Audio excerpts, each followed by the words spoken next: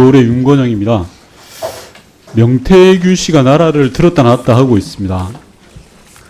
일각에서는 명태균 씨가 선거 브로커라고 합니다. 묻겠습니다. 선거 브로커를 이용한 분이 누굽니까? 그리고 선거 브로커를 이용한 정당이 누구입니까? 드러난 사실로만 봐도 집권 여당의 중진 의원이 선거 브로커를 이용했습니다. 그리고 대통령 내외에 대한 의혹이 제기되고 있는 게 사실입니다. 이게 정상입니까? 대통령 내외와 선거 브로커가 관련이 되어 있다는 그 자체만으로도 저는 중차대한 일이라고 생각합니다. 하나하나 CCTV를 가리면 될 일이라고 생각합니다. 대통령실이 한 달 만에 해명이라고 내놓았는데 선거 브로커의 몇 마디의 거짓 해명이 돼버렸습니다. 저는 대통령실이 갖는 무게에 비하면 너무 가볍고 정말 부끄럽다고 생각을 합니다. 있는 그대로 사실 그대로 밝히는 게 우선이라고 생각합니다. 이런 나라가 쪽팔리지 않도록 부끄럽지 않도록 하는 게 우리 역할이라고 생각합니다. 선관위 사무총장께 여쭙겠습니다. 경남 선관위에서 조사를 했다고 아까 말씀하셨죠? 네.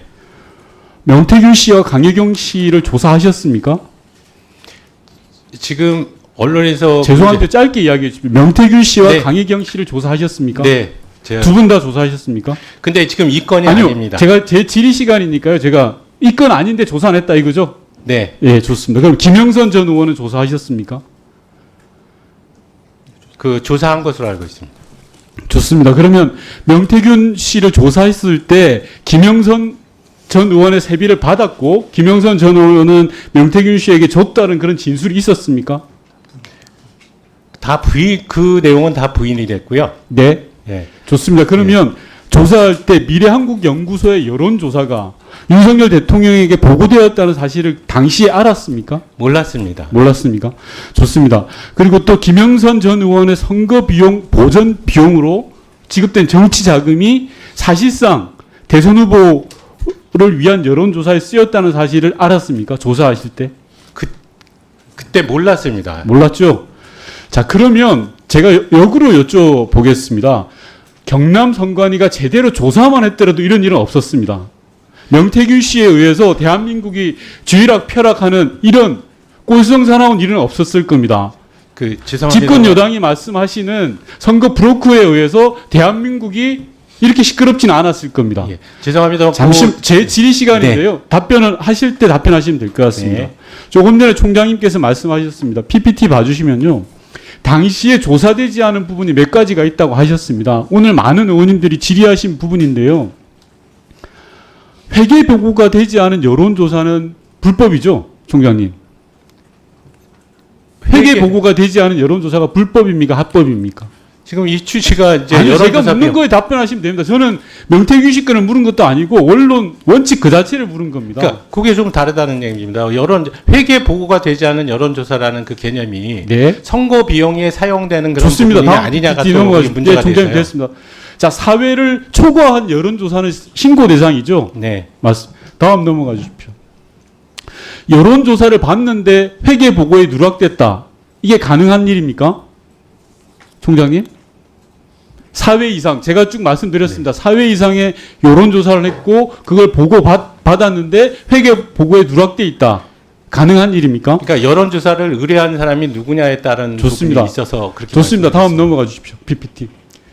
명태균 씨가 청구서를 들고 올라갔다는 게 3월 20일입니다. 3월 20일 언론 보도에 의하면 명태균 씨 본인이 이야기를 하고 있고 증인도 있습니다. 20대 대통령 선거 회계보고 기간이 4월 18일인 건 총장님 알고 계시죠? 네.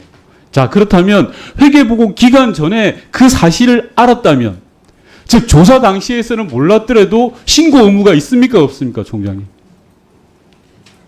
그 사실관계가 좀 아니요, 애매해서 제가 묻는 거에 답변하시면 됩니다. 3월 28일 날 어떤 사람이 선거 브로커가 와서 3억 6천 당신 때문에 돈을 썼어요라고 이야기했어요. 그러면 그 사실을 나중에 알았더라도 조사 돌릴 때는 몰랐더라도 그 사실을 당시 3월 28일 알았다면 신고의 의무가 있습니까 없습니까? 본인이 지금 선거 비용으로 쓴 비용이 아니기 때문에 아니요, 제가 묻는 거에 답변을 하셔야죠. 네. 여론조사를 수십 차례 했는데 그게 돈이 든 게 3억 6천 정도가 들었다라고 네. 청구서를 가지고 왔어요. 그러면 그 사실을 보고받은 후보자는 그 즉시 이런 상황에 대해서는 신고를 해야 되는 거잖아요. 왜냐하면 자기가 조금 전에 PPT에서 보여드린 것처럼 4번 이상 그 결과를 보고받았기 때문에 신고 의무가 당연히 있는 거죠, 총장님. 그렇지 않습니까? 그러니까 의뢰를 하지 않고 의뢰를 하지 하는 않았다 상황에서 하더라도 4번 예, 이상 어떤 사람이 개별적으로 지금 그 총장님 그냥 의혹을 하지 마시고요. 있는 그대로에 대한 법 해석을 해주시면 네, 지금 됩니다. 법 해석을 하고 제가 생각하는 법 해석을 지금 하고 있는데 총장님이 부담스러울 줄 압니다. 하지만 제가 알기로는 조사 당시에 몰랐다 하더라도 그 사실을 본인이 보고받은 내용이 있는 사실을 확인했다면 그 즉시 신고 의무가 발생하는 겁니다. 그러니까 만약에요, 정당이 회계보고를 누락하게 되면 뭐 이런 일은 일어나지 않았으면 합니다만 국민의힘이 보조금을 반환해야 되는 그런 상황입니다. 맞죠, 총장님? 네, 선거 비용 누락이면 그렇습니다. 네.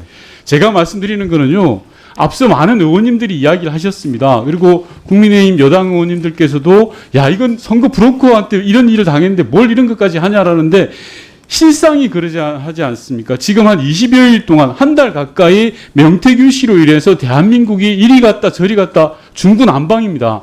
대통령실이 내놓은 해명은 그날로 거짓 해명이 돼버린 그런 상황이 도래했습니다. 그럼 시시비비를 가려야 되는데 본 의원이 말씀드리는 건 경남도 선관위가 1차적으로 조사만 제대로 했더라도 충분히 밝혀낼 수 있다라는 겁니다. 물론 총장님 잠시만요. 총장님께서는 그 사안이 아니다라고 하시겠죠. 네. 그 사안이 아니다 하더라도 선관위는 당시 일어났던 여러 가지 일들을 하나하나 따져볼 수 있는 권능을 부여받았습니다. 그냥 따져 보더라도 아니었습니다.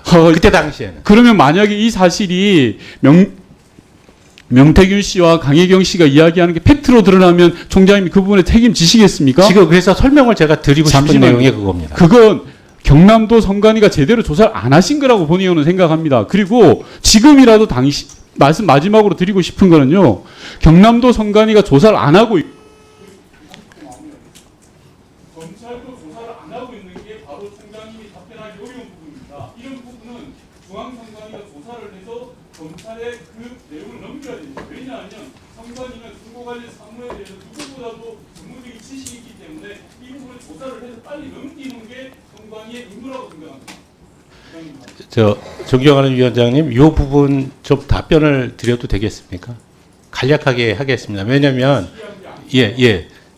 지금 저희가 경남 선관위에서 조사한 내용 자체가 사실은 무슨 신고가 들어온 게 아니고요. 2002년도 회계 보고서를 실사하는 과정에서 이상한 자금 흐름이 나타나서 그 부분을 조사하게 된 것입니다. 그러다 보니까 그러니까 의원과 그 회계 책임자, 그 다음에 지금 명모 씨가 나타나고 또 관계인으로 한 2사람 정도의 돈거래가 이제 저희들이 포착을 해서 보니까 이것이 지방의회 선거, 그때 당시에 이제 지선거 관련한 부분에서도 이 공천 과정에서 뭔가 금품 수수행위가 있었을 것 같다라는 부분 때문에 조사에 들어갔는데 그 금전 거래 내역에 대해서 전부 진술자들이 진술을 달리했습니다. 그래서 저희가 확실하게 정치장부법 위반 부분, 회계보고서 누락 뭐 이런 것들은 고발을 했고 실질적으로 공천 관련한 부분 수수 행위에 대한 부분을 수사를 하게 되는데 그때 공천 관련 수수 부분은 그 관련 사건에 A, B라는 사람이 지방의회 선거 그 후보자로 공천을 받기 위해서 돈을 준 것이냐 아니냐 부분이 네. 문제가 돼서 그 부분을 수사를 한 겁니다.